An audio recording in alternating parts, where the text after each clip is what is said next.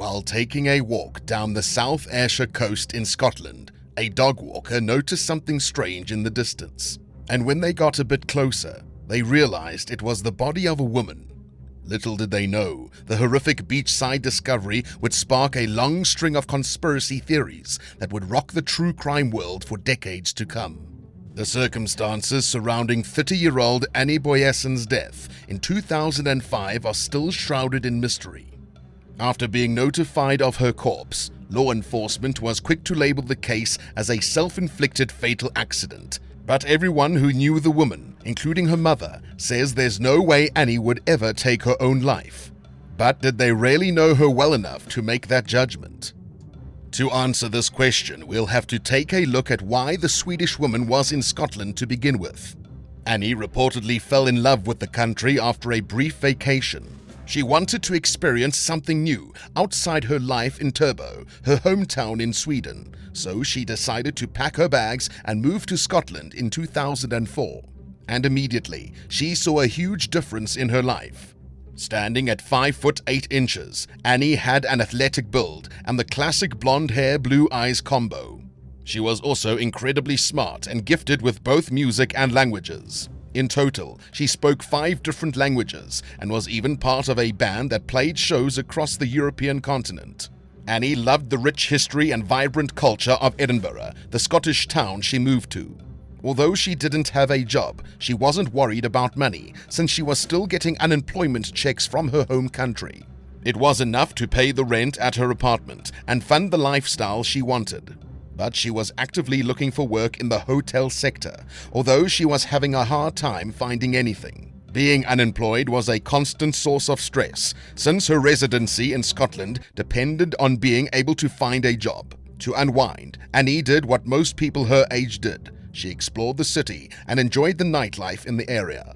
In the week before her death, Annie met a man who claimed to be a famous rugby player named Martin Leslie during a night out on the town. He was very charming and was able to spin a lie full of stories about his international travels and fame with ease. The thing is, though, the man wasn't Martin at all. In her past love life, Annie had often gone after stereotypical jocks with muscular builds. So when she saw the person claiming to be Martin again at the pool she went to regularly, she thought it was strange that she'd never seen him before. All of her friends and family, basically everyone who'd ever met Annie, knew that she loved rugby. In fact, she went to the Murrayfield Warriors Rugby Club to watch games all the time. From an outside perspective, it seemed like the persona of Martin Leslie was made just for her.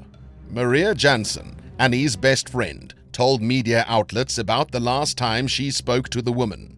She says that while they were talking on the phone, Annie told Maria about a man she'd recently met. She said that Martin made her feel strange and that the first time they met, she'd even been scared of him. She also told Maria about an incident that took place at a rugby club meeting where Martin acted extremely weird. At the end of their phone call, Annie said that she thought it'd be best if she stayed as far away from the man as possible. In other conversations with her family, Annie said that in the short time she'd known Martin, she already regarded him as a sexual predator. Not many more details about her relationship with the strange man have been made public, so we can only speculate why she believed this about him. Perhaps he scared her off by sharing so many personal details about the real Martin Leslie's life. It must have been unnerving, to say the least. It really felt to Annie like she was trying to convince her of his identity. The last email the woman ever sent was to this mystery man, whose true name was never revealed.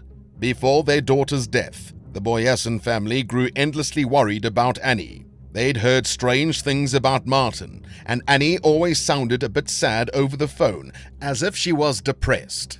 A worker at her apartment complex in Edinburgh said that Annie told them something big was about to happen. They claimed that the woman was going to make a decision that might change her life.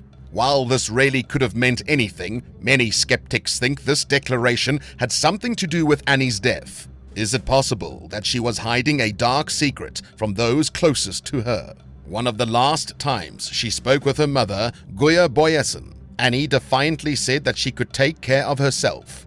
This came after Guya mentioned how worried everyone was for the young woman's well-being. Strangely though, no records of this phone call exist. In fact, no incoming or outgoing records exist at all on Annie's phone for 3 days leading up to her death. Despite this, one of her friends say that they talked to her the same night she spoke with her mother.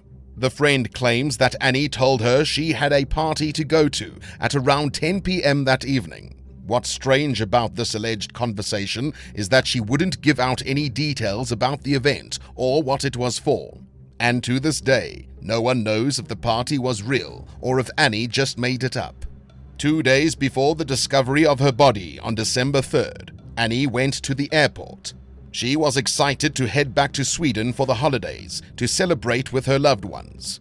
Usually, people book plane tickets prior to their arrival, but Annie hadn't yet. She was caught on security cameras trying to take money out of her account at Glasgow Central before heading to the airport. However, based on the videos of her, it seemed like both times she tried, she wasn't able to get enough cash due to insufficient funds. And when Annie did finally make it to the Prestwick airport, she only spent a few minutes inside. For one reason or another, instead of waiting for her plane, she decided to go out to the parking garage. Many believe that she was meeting up with someone there, but it's unclear who this individual was. She was then seen looking very irritated on the cameras again, after getting out of a car as if the interaction with whoever was driving went poorly. In the end, Annie never got on a flight, considering that she already made plans with a hairdresser in Sweden for December 5th, and the fact that she had library books with her to return to her home country. The whole situation seemed extremely strange, and there was obviously something else going on that no one knew about. Several more photos of what looked like the woman popped up from CCTV cameras. She was allegedly walking on Station Road at around 4:05 p.m. the same day she went to the airport. When compared to other images of Annie that day, it seems impossible that she covered such an extensive distance in such a short amount of time. This has led many to think that the photos and timestamps on the CCTV footage have been manipulated to fit the narrative of Annie taking her own life. Before we continue, what do you think of this case so far? Does it sound like something strange happened, or do you think the explanation is simple? Let us know in the comments down below, and be sure to subscribe if you like what you've seen so far. Now, back to the story. While a dog walker discovered Annie's body, multiple witnesses reported seeing the figure of a person standing near the water. 2 men that were taking a walk on Prestwick Beach the day Annie failed to get on a plane reportedly saw a woman by the water's edge, but they didn't get close to the figure because they thought they should mind their own business. However, the men briefly thought the person may have been contemplating ending their life, so looking back, they deeply regretted not saying anything. The person was not confirmed to have been Annie, since the witnesses didn't get a good enough look, but they did say that the figure was eerily facing the ocean, as if they were lifeless. Even though we don't know for sure if this was actually Annie, the Solicitor General throughout the case, Frank Mulholland, made definitive statements that the mysterious figure was in fact the deceased woman. He even went as far as telling the Swedish embassy that a person matching the victim's description was seen that day. When Annie's body was found at around 8:30 a.m. on December 5th, investigators initially told reporters that there wasn't anything suspicious about the discovery. They tried selling the story as if Annie was responsible for her own demise until more concerning details came out. Strangely, a forensic team wasn't sent to the crime scene to look for DNA evidence, so samples of the water were never taken, and no swabs of Annie's remains were archived either. Also, her coat and bag were right beside her body when it was discovered. If the victim really did take her own life in the water, how did her belongings end up right next to her instead of getting washed away in the ocean? One major thing missing from the crime scene was the woman's filofax. If you aren't familiar, filofaxes are basically organized binders or wallets, and Annie was known to carry one with her practically everywhere she went. She kept cash inside of it, as well as plastic cards that her friend Maria says she would write things down on that interested her. On top of this, the folder contained the contact information of all of Annie's friends, family, and acquaintances. Is it possible that she wrote something down in the folder that someone didn't like? After all, if her bag was right next to her body with everything else inside, why wouldn't the filofax be there as well? When an autopsy report finally came out, there were mentions of a strange indent of sorts on Annie's skin.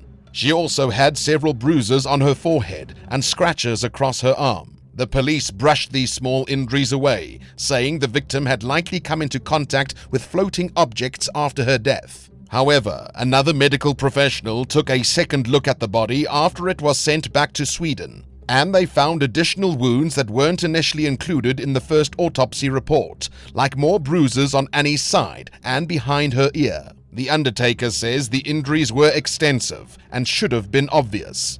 They also didn't support the idea that Annie's corpse was scratched up by floating debris. Further analysis was conducted by examining some of the victim's body tissue under a microscope. Small shells were discovered in the woman's skin, but oddly enough, they originated from a freshwater source. Considering that Annie supposedly drowned herself in the ocean, this tiny fact raised many eyebrows. The Börjesson family believes that their daughter might have been killed in fresh water and then moved to the coastline. If this theory were true, it would explain not only the shells, but also why Annie's coat and bag were found right next to her. It's possible that the killer placed the objects near her remains and stole the filofax. While this is all still speculation, Annie's mom wanted to dig deeper and discover the truth of what happened to her daughter.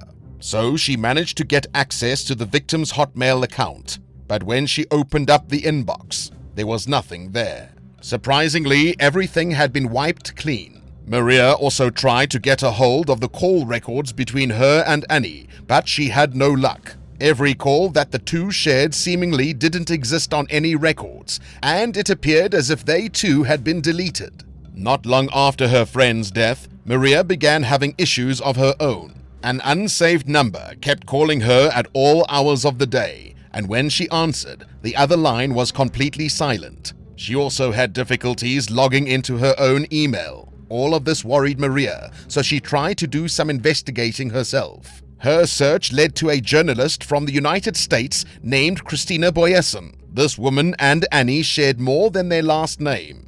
Interestingly, Annie's full name was Annie KRISTINA Börjesson. The US journalist made a name for herself by being a harsh critic of the United States Foreign Police. It's believed that around the time of Annie's death, the reporter was actually trying to find information on a rendition program the CIA conducted at the Prestwick airport, the very same airport Annie failed to get a flight home from. And if you didn't know, rendition flights are done to move prisoners between countries.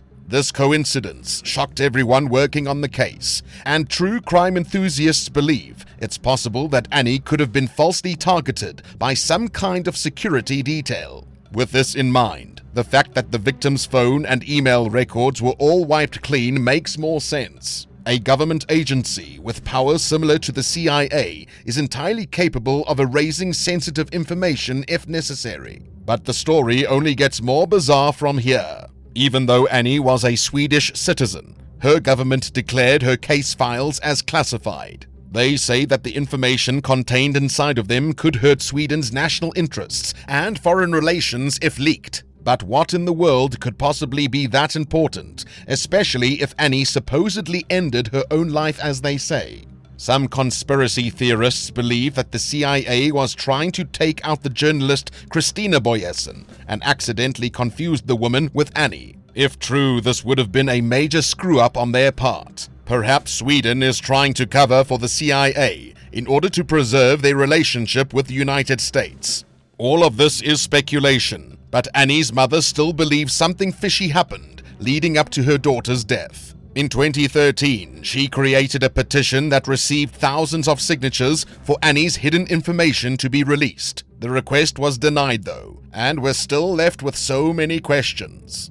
Who was the man pretending to be Martin Leslie? Where did Annie's filofax disappear to? And was Annie's death an international government conspiracy? For now, we don't have the answers, but hopefully one day, the truth will be revealed. Thanks for watching this deep dive into the mysterious circumstances surrounding Annie Börjesson's death. Do you have any ideas on what could have happened? Let us know in the comments down below, and be sure to subscribe if you liked what you saw. Thanks again for watching, and we'll see you next time on Bad Badger.